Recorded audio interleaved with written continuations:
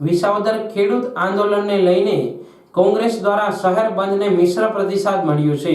વાત કરવામાં આવે તો હાલમાં પંજાબ હરિયાણા બોર્ડર ઉપર એમએસપીને લઈને ખેડૂતો દ્વારા આંદોલન ચાલી રહ્યું છે। ત્યારે ખેડૂતો દ્વારા આજે ભારત બંધનો એલાન આપેલું હતું। ત્યારે વિસાવદર કોંગ્રેસ દ્વારા પણ ખેડૂત આંદોલનને ટેકો જાહેર કરી વિસાવદર બંધનું એલાન આપવામાં આવ્યું હતું। પોલીસના બંદોબસ્ત હેઠળ કોંગ્રેસ કાર્યકરો વિસાવદરના વેપારીઓને પોતાના ધંધા રોજગાર એક દિવસ પૂરતા બંધ રાખવાની અપીલ કરતા નજરે પડ્યા હતા। સરપંચ લાલજીભાઈ કોટડી આજે વિસાવદર તાલુકાની અંદર અમે બંધ કરાવવા નીકળ્યા। અમને વેપારીઓએ આગેવાનોએ બધાએ સારો સહકાર આપી અને બધાએ બંધમાં જોડાણા છે। એ બદલ સૌ વેપારી ભાઈઓનો અને ખેડૂત આગેવાનોનો હું આભાર માનું છું। જેને મિશ્ર પ્રતિસાદ મળ્યો હતો। વિસાવદરના એસટી બસ સ્ટેન્ડ રોડના વેપારી દ્વારા દુકાનો બંધ રાખવામાં આવી હતી, જ્યારે વિસાવદરની મેઇન બજાર શાક માર્કેટ ખુલ્લી જોવા મળી હતી। ત્યારે તાલુકા કોંગ્રેસ પ્રમુખ કરશન વડોદરિયા દ્વારા ભાજપ સરકાર ઉપર સત્તાનો દુરુપયોગ કરીને પોલીસ દ્વારા વેપારીઓને પોતાના ધંધા રોજગાર બંધ ન રાખવા માટે વેપારીઓને ધમકાવેલ છે તેવું મીડિયા સામે કહ્યું હતું।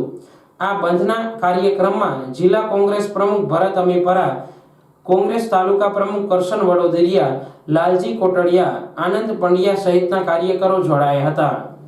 વડોદરિયા તાલુકા કોંગ્રેસ પ્રમુખ વિસાવદર આજ રોજ ભારત બંધનું જ્યારે ખેડૂત સમાજે એલાન આપ્યું છે, ત્યારે આપ જોઈ રહ્યા છો તે સમગ્ર ગુજરાતનો અને સમગ્ર દેશનો ખેડૂત આજે પાયમાલની સ્થિતિમાં છે। કેન્દ્રની ભારતીય જનતા પાર્ટીની ભ્રષ્ટાચારી સરકારે, કિન્નાખોરી સરકારે ઉદ્યોગોને મહત્વ આપ્યું છે અને ખેતીને ભાંગી નાખવાનું કાવતરું ઘડ્યું છે અને ખેડૂતોને પોતાની જણસીના ભાવ યોગ્ય સમયે મળતા નથી, એમની કિંમત વ્યાજબી મળતી નથી। એના અનુસંધાને હરિયાણા અને પંજાબના ખેડૂતો રસ્તા ઉપર દિલ્હી કૂચ કરી રહ્યા છે। ત્યારે એમણે જે ભારત બંધનું એલાન આપ્યું છે એનું અનુસંધાને અમે પણ આજે રોજ વિસાવદર શહેર અને તાલુકા બંધનું એલાન આપેલું છે।